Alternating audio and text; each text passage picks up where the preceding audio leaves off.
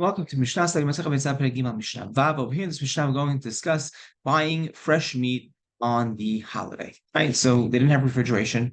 They always needed to, preserve their meat or slaughter something on Yom Tov. Now, you said you're allowed to slaughter, but are you allowed to go ahead and purchase something on Yom Tov? So generally, you cannot do things the way that is done on a weekday.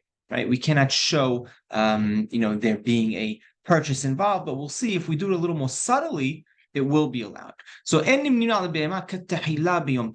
You cannot gather, around an animal from the outset on Yom Tov. Meaning what? You can't go ahead and say, 10 people come, and they say, okay, let's buy this sheep over here. Let's buy this animal for $20.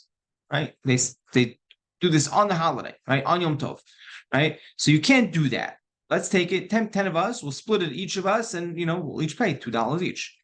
Right, that you cannot do. But what can you do? You go ahead and do this process the day before Yom Tov, and then on Yom Tov, you slaughter it and you divide it, amongst yourselves equally as you agreed. Right, that would be allowed. You just can't mention the monetary amounts on Yom Tov, right? Because that really looks like a mundane act. The Yehuda Omer, שוקל אדם בשר כנגד הכלי או כנגד הקופיס.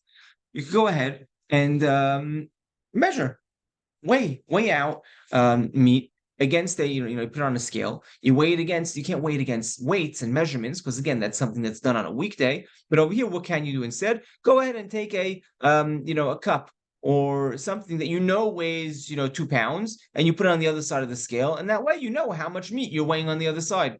Or against the kofis is a cleaver. The same idea though. Right? It's something that he knows how much it weighs. He puts it on the other side of the scale, and then you can weigh meat against it. Right? They say, no, you cannot use a scale, and they add the words at all. Right? For all intents and purposes, you cannot use a scale.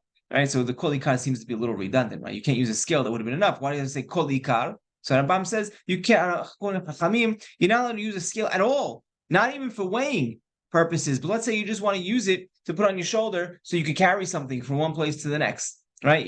There's 2 hooks on the ends. Let me just hang, meat on it so I can take it from, one house to my next door neighbor. No, you can't use a scale at all because of its mundane use. And halacha is like hachamim.